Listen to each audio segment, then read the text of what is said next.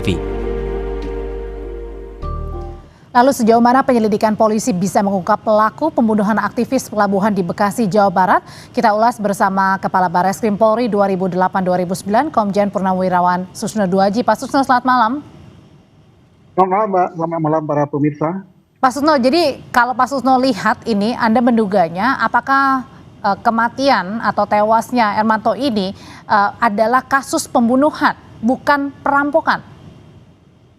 Ya, kita bedakan pembunuhan atau kriminal pembunuhan menghilangkan nyawa orang lain dan kasus perampokan dengan kekerasannya. Ini saya lebih condong kelihatannya bukan kepada kasus perampokan ya. Karena apa? Kalau hanya untuk mengambil benda yang tidak terlalu berharga, sebuah gelang misalnya, atau hanya kunci mobil, tidak perlu membunuh sampai sedemikian. Apalagi yang dilakukan kekerasan terhadap dua orang, yaitu terhadap korban, sang suami, dan terhadap istrinya.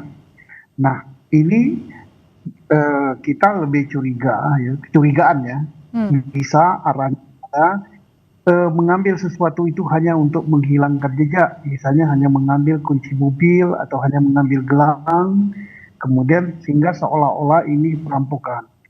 Jadi bisa ya arahnya ke arah pembunuhan. Nah, pembunuhan motifnya apa? Apakah motifnya langsung dendam yang terjadi antara pelaku dengan korban, atau ada pesanan, ada otak daripada pelaku pembunuhan ini? Nah, Pak Susno, inilah yang harus.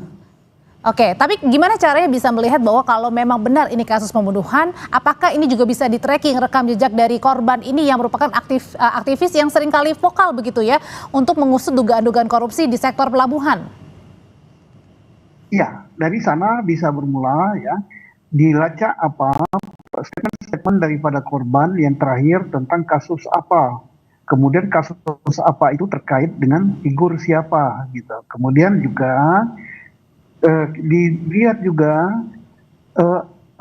dari rekam elektronik yang ada di HP ya. HP, mudah-mudahan HP korban tidak hilang. Di HP itu bisa dilacak apa pembicaraan, apa WA, apa SMS, atau apa email daripada korban terkait dengan aktivitas dia sebagai penggiat anti korupsi. Nah, itu juga akan menuntun ke arah sana. Kemudian di samping itu saksi yang paling utama adalah saksi korban juga istrinya. Nah, kalau istrinya sudah sehat, sudah bisa dimintai keterangan, siapa tahu istrinya mengenal wajah daripada pelaku kejahatan ini, apakah sendiri, apakah dua, apa bagaimana bentuk-bentuk wajahnya, ini akan sangat membantu juga.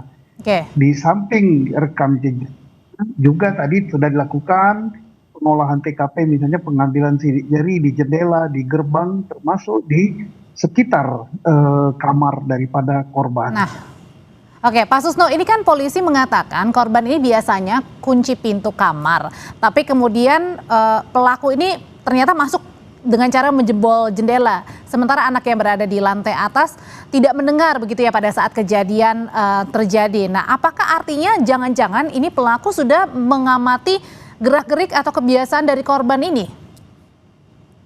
Ya, itu menjadi catatan polisi juga ya. Kalau ada tempat lain masuk, misalnya yang lebih gampang dan sebagainya, kenapa dia masuk lewat jendela dengan cara merusak jendela? Tetapi dengan cara itu juga meninggalkan jejak yang akan menuntun Polri untuk mengungkap kasus ini, karena dia merusak sesuatu berarti bersentuhan ya. Bersentuhan itu di sana akan meninggalkan bekas, setidak-tidaknya sidik jari yang ada di situ. Juga perlu dicari juga di sekitar sana ada nggak alat benda yang digunakan untuk melakukan kekerasan yang katanya untuk memukul kepala korban dan sebagainya. Mudah-mudahan tersisa di sana. Oke, nah, Pak Susno. Ya. Oke, Pak Susno, ini kan belakangan juga keluarga sedang meminta perlindungan ke LPSK ya. Apakah ini kemudian semakin menguatkan bahwa jangan-jangan ada teror begitu yang dialami dari keluarga sehingga meminta perlindungan dari LPSK? Ya, bagus sekali. LPSK harus memberikan perlindungan hukum maupun perlindungan fisik ya untuk keamanan daripada keluarga. Nah, dengan berada di bawah perlindungan LPSK, hendaknya keluarga korban atau siapapun daripada yang dekat dengan korban ini untuk tidak takut memberikan keterangan. Ya, siapa tahu sebelum peristiwa korban pernah bercerita dengan orang terdekat, misalnya dengan istri atau dengan anak atau dengan menantunya, bahwa dia menerima sesuatu ancaman, baik ancaman lisan, ancaman telepon, atau ancaman lewat WA dari sesuatu pihak. Nah, ini akan sangat bantu pihak penyidik untuk mengungkap kasus ini.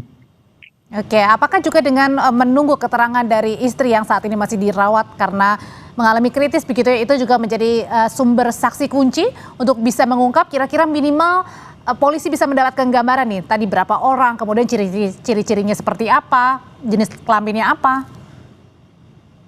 Ya, untuk saksi kunci yaitu istri daripada korban akan menolong untuk memberikan keterangan peristiwa yang terjadi di dalam kamar itu atau di TKP yang sangat dekat dengan peristiwa ini. Dan dari analisa TKP juga bisa dilihat mengapa sampai dilakukan pembunuhan, ya, sampai memukul tempat yang rawan, ya, dengan memukul kepala berarti ada niat untuk menghilangkan jiwanya. Nah, mengapa? Nah, tidak ada perlawanan kecuali kalau mencuri benar-benar ingin mencuri, mengambil harta, dia masuk ketahuan pasti terjadi duel, ya. Tidak meninggal di tempat tidur. Nah, ini yang menimbulkan kecurigaan lebih besar lagi bahwa peristiwa ini bisa jadi di samping pencurian dengan kekerasan, kemungkinannya adalah betul-betul untuk pembunuhan. Ya, berarti masih diteliti lebih dalam ya, ada dua, ada kasus memang pembunuhan disertai dengan perencanaan atau mungkin pencurian dengan pembunuhan yang memang juga sudah direncanakan. Nanti itu perlu mendapatkan pendalaman lagi ya Pak Susno, salah satu juga dengan meminta keterangan dari istri korban yang masih dirawat di rumah sakit. Terima kasih untuk pandangannya Pak Susno Duaji, selamat sore Pak. Selamat sore Pak, selamat sore para pemirsa. Kita ke berita mancanegara. Garda Revolusi Iran merilis apa yang mereka sebut sebagai gelombang kedua